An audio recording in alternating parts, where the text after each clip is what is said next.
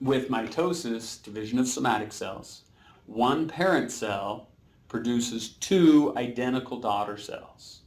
Each cell, okay, we started with 23 chromosomes and 23 pairs, 23 pairs of chromosomes, and we're going to end with 23 pairs of chromosomes. Now, to kind of make sense of that a little bit, because that's where it gets a little confusing, and I talked about the fact that numbers would be. Remember we say that chromosomes are hunks of DNA. So if during interphase, if I had a strand of DNA that was all uncoiled, not condensed, and I was using it, I called that chromatin. During S phase of interphase, we synthesized more DNA. We replicated the DNA so that we took the one long molecule, depending on the chromosome number. Chromosome 1's the biggest, chromosome 22 is the smallest, and we have the sex chromosome pair.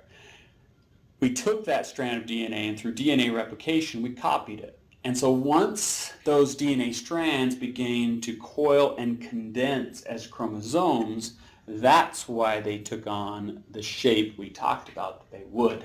So we end up with a strand of DNA and a strand of DNA. Well, the cell doesn't need both, because this strand has all of the instructions for that particular, let's say this is chromosome number 1, for that particular chromosome. And let's say that this is the other of the pair of chromosome number 1. Okay, well, it doesn't need 4 molecules of DNA. It only needs the instructions from this chromosome 1 that you got from mom or dad. And it only needs this strand from chromosome 1 that you got from mom or dad. And so what's going to happen is we're going to send this strand over here and this strand over here. So we end up with a complete molecule of DNA that's chromosome number 1 and complete molecule of DNA that's chromosome number 1. Okay, so now I have a pair of chromosome number 1s. Then I'm going to take this one and go this way in division. I'm going to go this one and go this way. So I also have a pair of chromosome number 1s. So we split the chromosomes into its chromatids. So we took these duplicated molecules of DNA and just split them in half. And this one got one half, and this one got the other half. But what we end up getting is still that each cell has 23 pairs that are chunks of DNA. So 23 pairs of chunks of DNA. That's a horrible sentence, but it's just the chunks are a little different depending on where you are in the cell division process. So pairs 1 through 22, and then that pair of sex chromosomes. Now, because we're kind of talking about this, I'm going to throw another term at you. When that pairs 1 through 22, they don't determine gender. The sex chromosomes do. Having two X's, female, having an X and a Y, male. So pairs 1 through 22, we actually call those the autosomes. So if you've ever heard, and 99% of people have, if someone says that that patient has an autosomal genetic disorder, they're saying that that defect that's causing their problem is somewhere on pairs 1 through 22, because those are the autosomes. If they have a sex-linked disorder, like hemophilia A, like red-green color blindness, like one of our main types of muscular dystrophy, those are on the sex chromosomes, and therefore we call those sex-linked or X-linked disorders. Okay? So those are some terminologies we'll get into. Okay? So we end up with taking a cell that has duplicated strands of DNA, and we separate them so that the two daughter cells get 46 total strands, or 46 total chunks. Now, we describe that by saying because we have pairs of chromosomes, that cell is said to be diploid. Now, I'm going to give you a little more information than you need here, but you're going to need it in one of your next classes that you take, the pathophysiology class, and I think it helps reinforce this. So it makes it a little easier. If it doesn't, then memorize it in your own way. Okay, when we use the term euploid, a euploid cell, eu means happy or correct, in your medical terminology, and we're determining the number of chromosomes. When we say that it's a euploid cell, we are simply saying that it has a multiple of 23. Now, by saying multiple, don't freak out, it's math. By saying multiple, that means 23 times 1, 23 times 2, 23 times 3, 23 times 4, whatever the multiple is. So a euploid cell has a multiple of 23. If it is 23 times 1, 23 times 2, 23 times greater than 2. Okay, there's some other terms there. Okay, so we're saying that if there's 23 times 1, if there's 23 hunks of DNA, that's half the normal total number. Because we said a previous slide, okay, that we looked at, we said after division of a somatic cell, we have 46 total strands. We have 2 1s, 2 2s, 2 3s, 2 4s. We have pairs. And so when we have just 23, when we have half the total set, that cell is said to be haploid. So 23 times 1 is haploid. Sperm and eggs are haploid because they're going to merge. Sperm, 23 times 1, is going to merge with ovum, 23 times 1. We're going to get 23 times 2. And that cell is said to be diploid. When it has more than 2 sets of chromosomes, we refer to that as poly or manyploid. So polyploidy, okay, would be more than 2. So haploid, 23 times 1, diploid, 23 times 2, and polyploid, more than that. Now we can be more specific. If it's 23 times 3, it's called triploid. If it's 23 times 4, it's called tetraploid. Guys, you can get a little weird after that, but just the broad term, okay, many, okay, meaning poly. So now we can relate that. Now, we also use the letter N to denote the number. And so when we talk about N, that is a set of 23 chunks of genetic information. So anytime there are 23 chunks, now I don't care if the chunks look like this, and I don't care if the chunks look like this. If there are 23 chunks, that cell is said to be N or haploid. If that cell has 46 chunks of information, 23 times 2, it is diploid, and so we use the term 2N. That becomes kind of the crazy part there.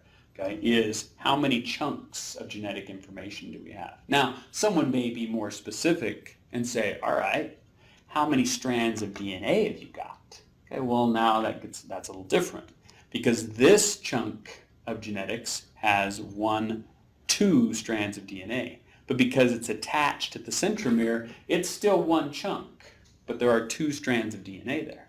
This is just 1 strand of DNA, and it is 1 chunk of genetic information. So if someone asks, okay, how many strands of DNA, that's a different question, okay, than how many chromosomes or how many chunks of genetics. If you can get that clear in your mind, it makes this so much easier. So if we have 23 times 1 chunks, that is said to be N. If we have 23 times 2 chunks, that is said to be 2N. Okay, so kind of keep that in mind here as we go along. And as you get into plants and some of those things, there's some crazy numbers there, 4Ns and 8Ns and 12Ns, and okay, you can get into that. Humans were a little easier, Ns and 2Ns, and we can pretty much cover the gamut of the whole deal. All right, so mitosis, division of somatic cells. We're going to take a parent cell, 2N, create 2 daughter cells, also being 2N, 2 identical cells coming from the one cell.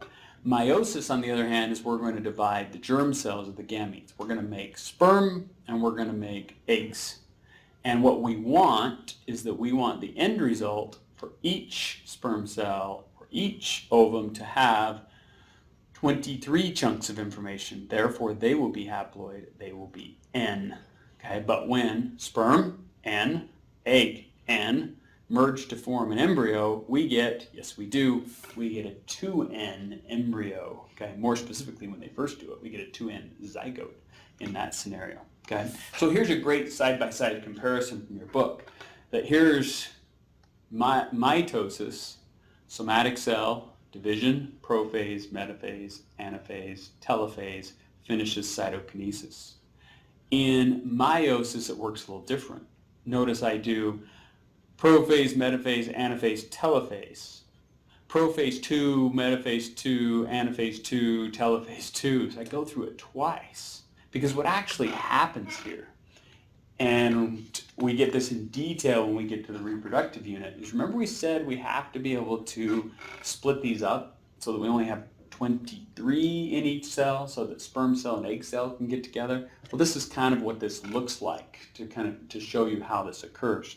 If I have my starting point, now remember we have 23 sets of chromosomes. We don't want to draw them all. So we're going to say this is one pair.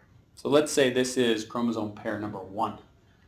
In the first process, okay, so what I'm reflecting on the graphic is I'm reflecting this first part, where I'm going prophase, metaphase, anaphase, telophase. The goal, and this is referred to, we use a Roman numeral for this, this is referred to as meiosis 1. In the process of meiosis 1, I'm going to abbreviate it, I'm not going to draw prophase, metaphase, anaphase, telophase. The goal is to simply split the pair. That's all we're doing. We're not pulling chromosomes apart, we're just splitting the pair.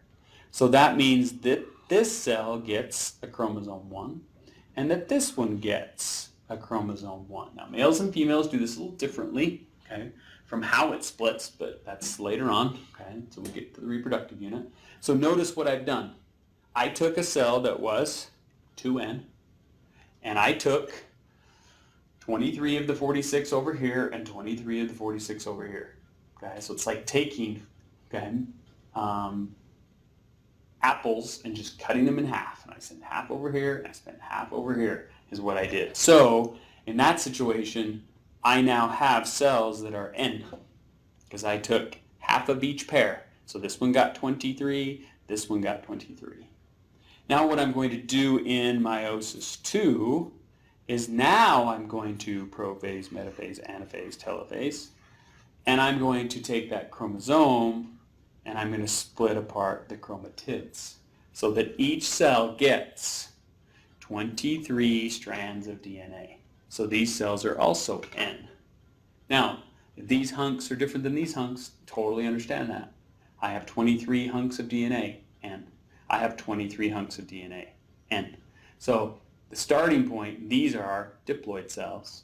These are haploid. These are haploid for a different reason, but they are haploid. So I know that gets a little confusing, but if you can get it down, it makes everything so much nicer later. So kind of keep that in mind, okay, as we go through some of this process.